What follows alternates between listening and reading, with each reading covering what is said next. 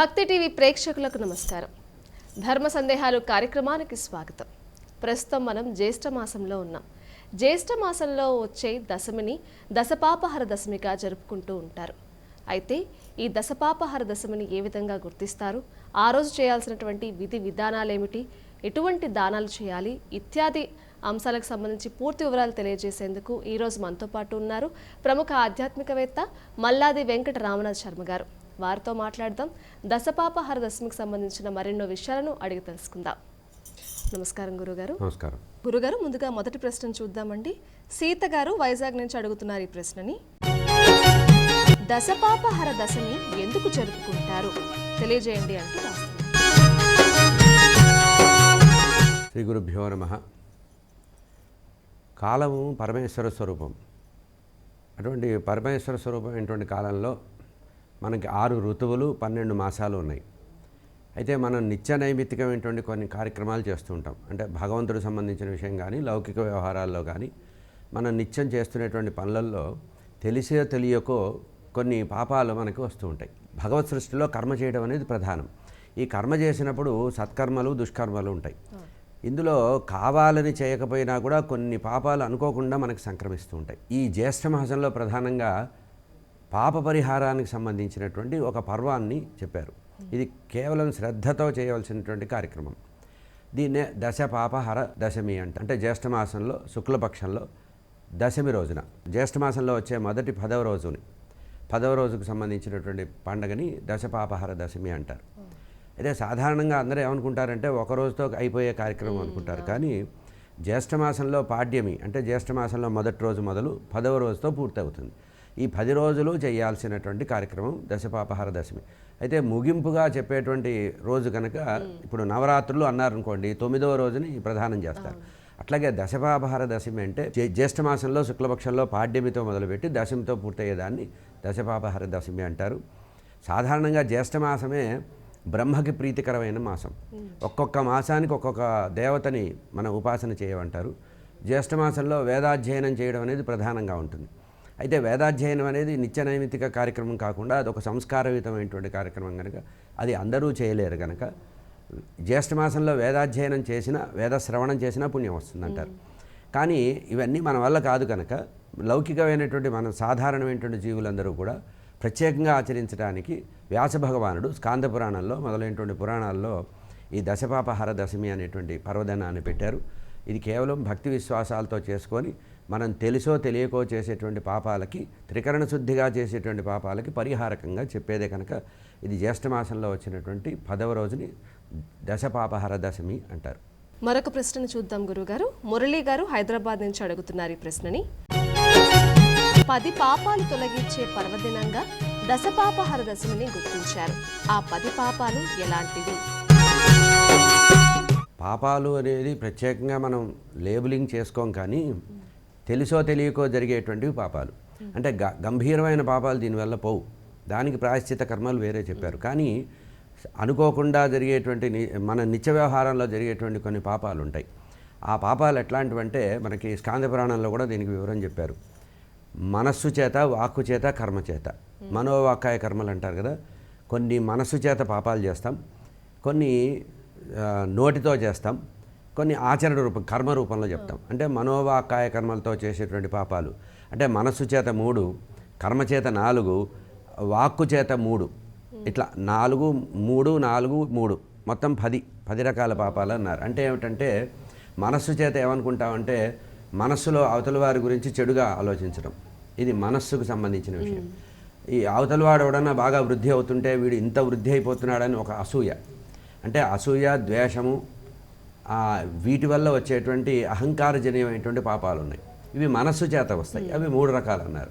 ఇక వాక్కుతో కొన్ని మనం తప్పు చేస్తుంటాం. అంటే అవసరం లేకపోయినా అవతల వాడికి అపకారం చేయడానికి అవతల వాడిని పరుషంగా మాట్లాడుతున్నాం. ఎవరైనా ఉత్సాహంగా వచ్చి ఏదో మనకి ఏదో ఇది విజయం కలిగిందనో ఏదో చెప్పడానికి వస్తారు. వచ్చినప్పుడు నీ మొహానికి అంత పెద్దది కూడా ఉందా అంటాం. అది మనం మామూలుగా అంటాం, కానీ దాని వెనక చాలా పాపం ఉంటుందన్నారు.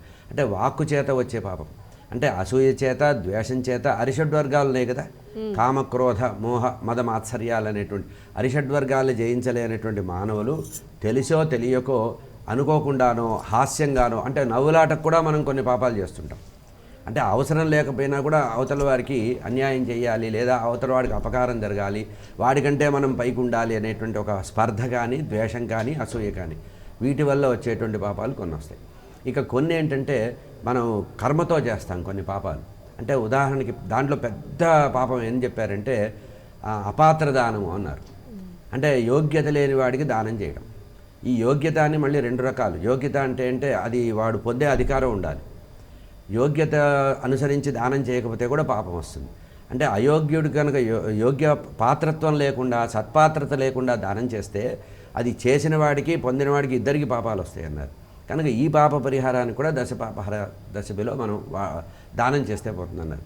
అయితే ప్రధానంగా ఇది చెప్పబడింది ఏంటంటే మనిషిని సంస్కరించడానికి ఈ పండగ వచ్చింది. ఈ పర్వం ఎందుకు వచ్చిందంటే ఈ జ్యేష్ఠమాసంలో దశమితో పాడ్యమితో మొదలుపెట్టి దశమి దాకా చేస్తే ఆ 10 రోజులు మనం చిత్తవృత్తి నిరోధంతో శుద్ధమైనటువంటి మనస్సుతో సత్వగుణంతో చేతికి దొరికిందల్లా దానం చేస్తూ ఇంత స్నానం చేస్తూ మానసికమైన, వాచికమైన, కాయికమైనటువంటి పాపాలు పోగొట్టడానికి మన వాళ్ళు చెప్పారు. త్రికరణ శుద్ధిగా చేసేటువంటి పాపాలకి ప్రాయశ్చిత్తాలు చెప్పారు. ఇందాక చెప్పినట్టుగా కొన్ని అపాత్ర దానాలు ఉంటాయి. అంటే అవతల వారికి అది పనికిరాని వస్తువు ఇవ్వడం, లేదా అవతల వారికి ఉపయోగపడని వస్తువు ఇవ్వడం, మన దగ్గర ఉంది కదా అని చెప్పి ఇవ్వడం, లేదా 10 మంది చూసి మనని మెచ్చుకోవాలని చెప్పి ఇవ్వడం, అటువంటివి అపాత్ర దానం అంటారు. ఇంతేకాకుండా అవతల వాడి యోగ్యతను అనుసరించి కాకుండా అయోగ్యుడికి ఇవ్వడం. ఉదాహరణకి చదువురాని వాడికి పుస్తకం దానం చేసామని రామాయణం, భారతం, ఏం పుణ్యం? అదే చదువుకున్న వాడికి ఇస్తే సత్పాత్రత అవుతుంది. ఆకలి కొన్నవాడికి ఆహారం పెడితే సత్పాత్ర దానం అవుతుంది. అదే ఆకలి లేని వాడికి ఇస్తే అది పెంట కుప్పలో పారేస్తాడు. అంటే పాత్రత ఎరిగి దానం చేయకపోతే అపాత్ర దానం వల్ల వచ్చిన పాపం కూడా పోవాలంటే ఈ దశమిలో మనం తప్పకుండా జ్యేష్ఠమాసం శుక్లపక్షంలో దశమిలో అపాత్ర దానం పోవడానికి సత్పాత్ర దానం చేస్తే ఆ పాపం పోతుంది. ఇట్లా ఒకరిని దండించడం, హింసించడం, అవతల వారిని అనవసరంగా పనిగట్టుకొని హింసించడం కూడా ఒక పాపమే. కనుక ఈ రకంగా మనకి స్కాంద పురాణంలో 10 రకాల పాపాలు చెప్పారు. ఈ 10 రకాల పాపాలు పోవాలంటే కాశీ మహాక్షేత్రంలో గంగా దశాశ్వమేధ ఘాట్ అని ఒకటి ఉంది. ఆ ఘాట్ దగ్గర స్నానం చేసినట్లయితే 10 రకాల పాపాలు పోతాయి. అక్కడే దానం చేసినట్లయితే పాపాలు పోతాయని ఎవరైతే వచ్చి గంగా నదిలో స్నానం చేస్తారో ఆ డుండి విఘ్నేశ్వరుడు వెళ్ళి చెప్తాట విశ్వేశ్వరుడికి, అయ్యా వీడు పాపాలు పోగొట్టుకున్నాడు, పవిత్రమైనటువంటి దశాశ్వమేధ ఘాట్లో ఈ జ్యేష్ఠమాసం శుక్లపక్షంలో దశమి రోజు స్నానం చేశాడు, వీడి పాపాలని నేను కడిగేశానని చెప్పి స్వామికి నివేదిస్తే మన పాపరహితుడిగా మనని తయారు చేస్తారట స్వామి. కనుక ఈ దశాశ్వమేధ ఘాట్లో కాశీ మహాక్షేత్రంలో దశాశ్వమేధ ఘాట్లో చేసేటువంటి కార్యక్రమం కనుక ఇది దశపాపహర దశమి అనేటువంటి పర్వంగా కూడా చెప్పబడింది. మానసిక, వాచిక, కాయికమైనటువంటి 3 రకాల పాపాలు, ఒక రకంగా 3, మానసికంగా 3, కాయికంగా 4, 3, 4, 3 చొప్పున 10 పాపాలు పోవడానికి ఈ మహాపర్వంలో మనం దానాలు చేయాలి, పాపాలు పోగొట్టుకోవాలి. మరొక ప్రశ్నని చూద్దాం గురుగారు. పద్మ గారు విజయనగరం నుంచి అడుగుతున్నారు ఈ ప్రశ్నని. దశపాపహర దశమికి గంగాదేవి అవతరణకు సంబంధం ఏమిటి? ప్రతి పండక్కి కూడా మూలం ఒకటి ఉంటుంది. పురాణంలో ఏదో ఒక సంఘటన జరగడం వల్ల ఇది జరుగుతుంది. పూర్వకాలంలో ఇది రామాయణంలో ఉన్న కథ. ఇందాక మనం చేసింది స్కాంద పురాణం. ఇప్పుడు రామాయణంలో ఉండే కథ ఏంటంటే సగర చక్రవర్తి అని ఉన్నారు సూర్యవంశంలో. అంటే రామచంద్రమూర్తికి పూర్వీకుడైనటువంటి సగర చక్రవర్తి ఉన్నారు. ఆయన అశ్వమేధ యాగాలు చేస్తున్నారు. సాధారణంగా క్షత్రియులు లేని వాళ్ళు అశ్వమేధ యాగం ఎందుకు చేస్తారంటే పాప పరిహారం కోసం అశ్వమేధ యాగం చేస్తారు. అటువంటి పాపాలు పోగొట్టుకోవడానికి అశ్వమేధ యాగం చేసినటువంటి సగర చక్రవర్తి తన యొక్క 60,000 మంది కుమారులని అశ్వాన్ని రక్షించడానికి పంపారు. అశ్వమేధ యాగం అంటే ఏంటంటే మంత్రపూర్వకంగా యజ్ఞం చేసి ఆ యజ్ఞంలో యాగశాల దగ్గర ఒక గుర్రాన్ని కట్టివేసి దానికి పూజ చేసి దాన్ని వదులుతారు, ఆ దేశం మీదకి వదులుతారు. అంటే మొత్తం భూమండలం అంతా తిరిగి ఎవరైనా దాన్ని అడ్డుకుంటే అశ్వమేధ యాగం భంగం అవుతుంది. దాని వెంట సైన్యాన్ని పంపుతారు. ఈ సగర చక్రవర్తి ఏం చేశాడంటే తన యొక్క కుమారులనే సైన్యంగా చేసుకొని ఆ గుర్రాన్ని రక్షించి అశ్వాన్ని రక్షించి అశ్వమేధ యాగం పూర్తి చేయమని చెప్తారు. ఇట్లా ఉంటే ఈ అశ్వమేధ యాగంలో ఆ గుర్రం వెళుతూ ఒక ఋషి యొక్క యాగశాలలో ప్రవేశించింది. వీళ్ళు దూరం నుంచి చూశారు. ఆ తర్వాత అది ఇంద్రుడు చూసి దాన్ని దాచిపెట్టాడు. ఇంద్రుడు ఈ గుర్రాన్ని దాచిపెట్టాడు. ఎందుకంటే అశ్వమేధ యాగాలు ఎక్కువ చేసేస్తే 100 అశ్వమేధ యాగాలు చేసిన వాడు ఇంద్ర పదవికి యోగ్యుడవుతాడని ఒక లోకాల్లో కథ ఉంది.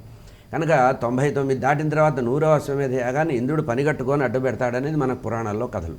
అదేవిధంగా ఈ సగర చక్రవర్తి యొక్క కుమారులు కాపలా కాస్తున్నటువంటి అశ్వాన్ని యాగశాలలోకి వెళ్ళిపోయి ఆ ఋషి యొక్క ఆశ్రమానికి వెళ్ళి అక్కడి నుంచి అంతర్ధానం అవుతుంది. ఎందుకంటే ఇంద్రుడు దాచిపెట్టాడు. అయితే వీళ్ళు ఏం చేశారంటే కోపం వచ్చి ఆ కపిల మహర్షిని వెంటబడ్డారు. అయ్యా, గుర్రాన్ని నువ్వే దాచావు ఇవ్వమని కఠినంగా మాట్లాడేటప్పుడు ఆయన కోపం వచ్చి వీళ్ళని తన యొక్క తాపసమైనటువంటి అగ్ని కళ్ళల్లో నుంచి నిప్పులు తెప్పించి వారిని భస్మం చేశాడు. ఇట్లా సగర చక్రవర్తి యొక్క కుమారులు 60,000 మంది కూడా బూడిదైపోయారు. బూడిదైపోతే ఈ విషయాన్ని రాజుగారు తెలుసుకున్నారు. సగర చక్రవర్తి తెలుసుకొని వాళ్ళకి ఎట్లా ఉత్తమగతులు కలగాలి అని చెప్పి ఆలోచిస్తే అప్పుడు వాళ్ళు ఏం చెప్తారంటే పవిత్రమైన గంగానదిని ఆకాశంలో స్వర్గంలో ఉండేటువంటి సత్యలోకంలో ఉండేటువంటి గంగానదిని భూమి మీదకి తీసుకొచ్చి ఆ తర్వాత వీళ్ళ యొక్క భస్మరాశులు శరీరాలన్నీ భస్మం అయిపోయినాయి కదా, ఈ భస్మరాశుల మీద ప్రవహింపజేస్తే అప్పుడు వాళ్ళకి ఉత్తమ లోకాలు కలుగుతాయి, వీళ్ళకి పిశాచత్వం అనేది పోతుంది, వాళ్ళు తరిస్తారు అని చెప్తారు. ఆ వంశంలో చాలామంది భగీరథుడి వరకు చాలామంది తపస్సు చేశారు. ఎంతో కష్టపడ్డా కూడా భూమి మీదకి గంగని తేలేకపోయారు. సత్యలోకంలో ఉండే గంగ భూమి మీదకి రాల. భగీరథుడు అనేటువంటి సూర్యవంశ చక్రవర్తి ఇదే పనిగా రాజ్యాన్ని వదిలిపెట్టి భార్యాపిల్లలను వదిలిపెట్టి ఎటువంటి సుఖాలు లేకుండా తీవ్రమైన తపస్సు చేశాడు. ఆ తపస్సు చేస్తే బ్రహ్మగారు అనుగ్రహించి గంగని వదిలేరు, సత్యలోకంలో ఉండే గంగను వదిలేరు. అయితే ఆ గంగ వేగంగా వస్తుంది. అప్పుడు ఏం చెప్పారంటే ఈ గంగ నేరుగా భూమి మీదకి వస్తే భూమి ప్రళయం అవుతుంది, జలమయం అయిపోతుంది. కనుక జల ప్రళయం రాకుండా ఉండాలంటే శంకరుల వారిని ప్రార్థించమన్నారు. కైలాసంలో ఉండే శంకరుడు తన యొక్క జటాజూటంలో దీన్ని బంధిస్తారు, నువ్వు ప్రార్థించమంటే అప్పుడు మళ్ళీ తపస్సు మొదలుపెట్టాడు భగీరథుడు. తపస్సు మొదలుపెట్టి శివుడి యొక్క జటాజూటంలో ఉండమని చెప్పారు. అప్పుడు జటాజూటంలో బంధించబడి ఉంది. మళ్ళీ భగీరథుడు అనుకున్నాడు, ఇంత కష్టపడి సత్యలోకం నుంచి గంగను తెస్తే అది భూమి మీదకి వస్తే కదా మన వాళ్ళు తరించేది, మళ్ళీ తపస్సు చేస్తే అప్పుడు శంకరుడు తన యొక్క జటాజూటం నుంచి మెల్లిగా వదిలాడు. అట్లా వచ్చినటువంటి గంగ శివుడి యొక్క జటాజూటం నుంచి కైలాసం నుంచి వచ్చిన గంగ మొట్టమొదటిసారి నేల మీదకి అడుగుపెట్టింది. ఎక్కడ పెట్టిందంటే ఇప్పుడు మన గుజరాత్ రాష్ట్రంలో మాతృగయ అనేటువంటి ప్రదేశం ఉంది, సిద్ధపూర్ అంటారు. అక్కడ బిందువు అనేటువంటి సరస్సులో మొట్టమొదటిసారి గంగ అడుగుపెట్టింది. కనుక ఆ తర్వాత గంగ భగీరథుడి వెంట వెళ్ళి పాతాళ లోకంలో ఉండేటువంటి అంటే సముద్రాన్ని భూమిని కూడా తవ్వారు వాళ్ళు. తవ్వితే పాతాళంలో గుర్రం కనబడింది. అందుకని అక్కడ దాకా వాళ్ళు తవ్వారు కనుక అక్కడ ఉండేటువంటి భస్మరాశుల్లో వాళ్ళ గంగా నది ప్రవహిస్తే పవిత్రం అవుతుందంటే అప్పుడు భగీరథుడి తపస్సు వల్ల ఈ గంగ భూమి మీదకి వచ్చింది. కనుక గంగ భూమి మీదకి వచ్చింది. పురాణ సంప్రదాయం ప్రకారం మనకుండే కథ ఏంటంటే జ్యేష్ఠమాసంలో శుద్ధ దశమి రోజున దశపాపహర దశమి. ఇట్లా సగర చక్రవర్తి యొక్క కుమారులు సూర్యవంశంలో పుట్టినటువంటి వాళ్ళ యొక్క పాపాన్ని పోగొట్టగలిగింది కనుక వాళ్ళు చేసినటువంటి పాపం మహత్కార్యంకి పూనుకున్న ఒక్కోసారి మనం మంచి పనికి పూనుకుంటాము, అందులో ఏదో చెడు జరుగుతుంది. ఆ పాపం కూడా పోవాలంటే అంటే సత్కర్మలు చేసేటప్పుడు వచ్చే పాపం కూడా పోవాలంటే ఈ పండగ ఉపడుతుంది. కనుక గంగాదేవికి ఈ దశపాపహర దశకి ఉండేటువంటి సంబంధం ఇది. ఇందుకనే గంగా స్నానం చేయాలి, గంగా పూజ చేయాలి, గంగా హారతి చేయాలి ఈ రోజు అని మన చరిత్రలో చెప్పబడిన కథ. మరొక ప్రశ్నని చూద్దాం గురువుగారు. గణపతి గారు కర్నూలు నుంచి అడుగుతున్నారు ఈ ప్రశ్నని. దశపాపహర దశమి రోజున ఇంట్లో ఆచరించాల్సిన పూజా విధానాల గురించి తెలియజేయండి. సాధారణంగా జ్యేష్ఠమాసంలో శుక్లపక్షంలో వచ్చే దశమి దశపాపహర దశమి అంటారు. అయితే ఈ కార్యక్రమం జ్యేష్ఠమాసంలో పాడ్యమి నుంచి ప్రారంభమవుతుంది, దశమితో పూర్తవుతుంది. సాధారణంగా పురాణోక్తంగా చెప్పబడినటువంటి స్కాంద పురాణంలో చెప్పింది ఏంటంటే ఈ రోజున విశేషంగా గంగానదిలో స్నానం చేయాలి. అది కూడా ఎక్కడ చేయాలంటే దశాశ్వమేధ ఘాట్ అని ఒకటి ఉంటుంది. కాశీక్షేత్రంలో గంగా తీరంలో అనేక ఘాట్లు ఉన్నాయి. ఆ ఘాట్లలో దశాశ్వమేధ ఘాట్ అనేది ఉంది. ఆ దశాశ్వమేధ ఘాట్లో ఇంతకుముందు అశ్వమేధ యాగాలు చేసినటువంటి ప్రదేశం అది. పూర్వకాలంలో ధర్మరాజు, హరిశ్చంద్రుడు మొదలైనటువంటి వాళ్ళు అక్కడ అశ్వమేధ యాగం చేసిన చాలా పవిత్రమైన ప్రదేశం. అక్కడ విశ్వేశ్వరుడు సాక్షిగా ఉంటారట. ఎవరైతే ఇక్కడ స్నానం చేస్తారో వారికి నేను ముక్తిస్తానని, మళ్ళీ జన్మ లేకుండా ఆయన సాక్ష్యం ఇస్తారట. కనుక ఆ దశాశ్వమేధ ఘాట్లో ఈ 10 రోజులు కానీ కనీసం దశమి రోజు కానీ స్నానం చేయాలి. స్నానం చేసిన తర్వాత పితృదేవతలకి తర్పణం ఇచ్చి అక్కడ దానాలు చేయాలి. గంగాదేవిని పూజించాలి. అంటే ముందుగా ఒంటి నిండా ఆ మట్టిని నదీ తీరంలో ఉండే మట్టినంతా పూసుకొని మృతికా స్నానం అంటారు. దాన్ని చేసి ఆ తర్వాత నదిలో స్నానం చేసి ఆ నదికి తర్పణం ఇచ్చి గంధ పుష్పాలతో వస్త్రాలతో గంగానదిని పూజించి ఆ తర్వాత ఈ జలాన్ని తీసుకెళ్ళి విశ్వేశ్వరుడికి అభిషేకానికి చేయాలి. ఇది ఒక పద్ధతి. ఒకవేళ ఇది కుదరకపోతే మామూలుగా శాస్త్రంలో ఏం చెప్పారంటే ఇంట్లోనే ఈ గంగావ్రతం చేయవచ్చు. గంగాదేవిని పూజించడమే ఈ మన దశపాపహర దశమి రోజున ఒకవేళ క్షేత్రానికి వెళ్ళలేకపోతే ఏ నది దగ్గరికి వెళ్ళినా ఆ నదిలో గంగాదేవిని భావన చేయవచ్చు. అంటే ప్రతి జలము కూడా గంగా స్వరూపం అని అర్థం. ఈ భూమండలం మీద విస్తరించి ఉండేటువంటి సమస్తమైనటువంటి జలరాశుల్లో గంగామాత ఉంటుందిట.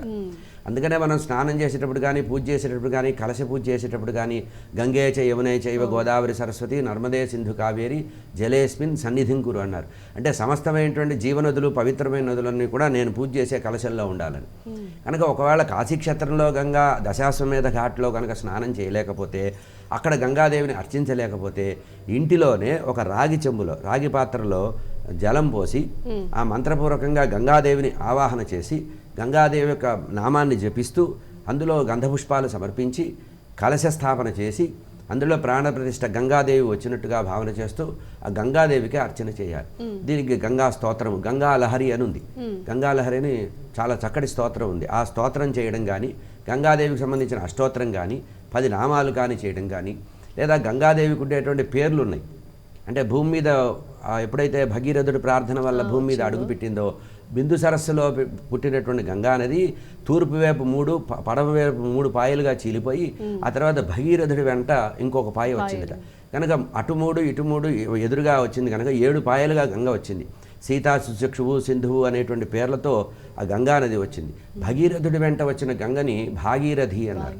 ఇట్లా గంగానది ఉండేటువంటి 3 లోకాలు వెళ్ళిందిట. అంటే సత్యలోకము, భూలోకము, పాతాళ లోకం, 3 లోకాల్లో కూడా ప్రవహించింది కనుక త్రిపథగా అన్నారు. అట్లా గంగాదేవికి ఉండేటువంటి అనేక పేర్లు ఉన్నాయి. ఆ తర్వాత జన్ను మహర్షి ఆశ్రమంలో తపస్సు చేసుకుంటుంటే ఈ భాగీరథి నది, గంగా నది వెంట పరిగెత్తుకుంటూ వచ్చి చాలా పెద్ద ప్రవాహం వస్తే ఆ జన్ను మహర్షి యొక్క ఆశ్రమంలో ఉండే యాగ పరికరాలన్నీ కొట్టివేసిందిట. అప్పుడు ఆయన కోపం వచ్చి ఆ గంగా నదిని తాగేశాడు. పాపం భగీరథుడు ఇంత కష్టపడి తపస్సు చేసి జలాన్ని తెస్తే ఆ గంగానదిని ఆయన తాగేస్తే భగీరథుడు వెళ్ళి జన్ను మహర్షి కాళ్ళు పట్టుకున్నాడు. అయ్యా, ఇన్ని కష్టాలు పడి నేను జీవితాంతం కష్టపడి నా ఆయుష్నంతా కూడా ధారపోసి గంగను తెచ్చాను. మా పితృదేవతల యొక్క పూర్వంలో ఉండేటువంటి పితృదేవతల యొక్క సగర కుమారులకి మోక్షం కలిగించాలి, అనుగ్రహించమంటే అప్పుడు నోట్లోంచి వదిలితే ఎంగిలవుతుంది కనుక ఆ జన్ను మహర్షి చెవులో నుంచి వదిలాడు. జన్ను మహర్షి చెవులో నుంచి గంగ బయటకు వచ్చింది కనుక జాహ్నవి అని పిలిచారు దాన్ని. అట్లా గంగానదికి ఉండేటువంటి అనేక పేర్లని ఇంట్లోనే కలశంలో స్థాపన చేస్తూ కలశంలో ఉండే జలానికి పూజ చేసి గంధపుష్పాలు, దీపాలు, ధూపం, నైవేద్యం అన్నీ పెట్టి ఈ గంగాదేవికి ఉండే అనంతమైనటువంటి నామాల్ని స్మరించి, అమ్మ మమ్మల్ని పవిత్రం చెయ్యి, నేను తెలుసో తెలియకో చేసినటువంటి మనోవాక్కాయ కర్మలతో త్రికరణ శుద్ధిగా చేసినటువంటి ఏదైతే పాపాలు ఉన్నాయో ఆ త్రికరణాలతో చేసిన పాపం పోవాలని పూజించడమే ఇంట్లో చేయదగిన పూజ. ఆ తర్వాత అమ్మవారికి గంగానదిని తెల్లగా ఉంటుంది ఆమె కనుక తెల్లటి వస్తువులు దానం చేయాలి. పూజకు వాడేటువంటి పూలు కూడా మల్లెపూలు మొదలైన ఇవి సమయంలో బాగా వస్తాయి కదా, తెల్లగా ఉండేటువంటి పూలు. తర్వాత అమ్మవారికి తెల్లటి వస్త్రం సమర్పించడం, ఎవరైనా ముత్తైదులకి మంచి బంగారు అంచు కలిగినటువంటి తెల్లటి వస్త్రాన్ని దానం చేయడం, ఇటువంటి తెల్ల వస్తువులు దానం చేసి చక్కగా 10 మందికి భోజనం పెట్టి ఆవు పాలు, ఆవు నెయ్యి, కొత్త బియ్యంతో తయారు చేసినటువంటి పాయసాన్ని అమ్మవారికి నైవేద్యం పెట్టి అది ప్రసాదంగా తీసుకుంటే ఇంట్లో చేయదగినటువంటి దశపాపహార దశమి వ్రతం అనేది ఇది పాపాలని పోగొట్టే వ్రతం. ఇది ఇంట్లో చేయదగినటువంటి పూజ. నేరుగా కాశీక్షేత్రంలో చేయగలిగితే అసలు దానికి తిరుగులేదు.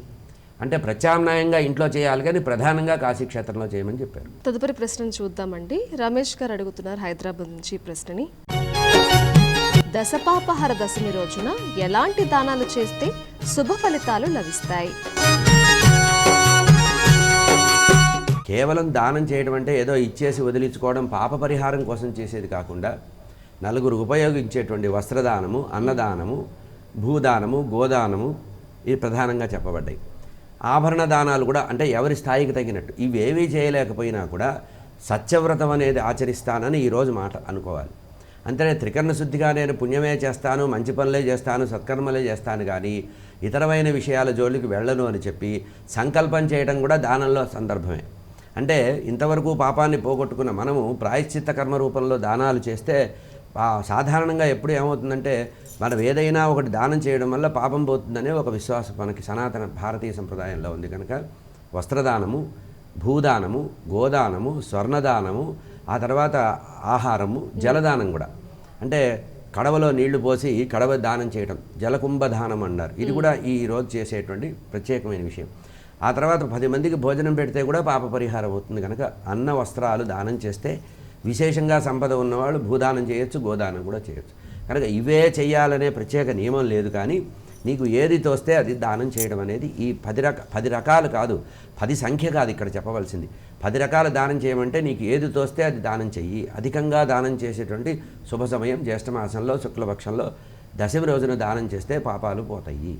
ఇది దానానికి సంబంధించిన విషయం. గురుగారు, ఈనాటి ప్రత్యేక ధర్మ సందేహాలు కార్యక్రమంలో భాగంగా దశపాపహర దశమికి సంబంధించి పూర్తి వివరాలు ప్రేక్షకులు తెలియజేశారు. ధన్యవాదాలు. నమస్కారం. వీక్షించారు కదండి, ఇది ఈనాటి ధర్మ సందేహాలు కార్యక్రమం. మరో కార్యక్రమంలో మళ్ళీ కలుసుకుందాం. అంతవరకు సెలవు. నమస్కారం.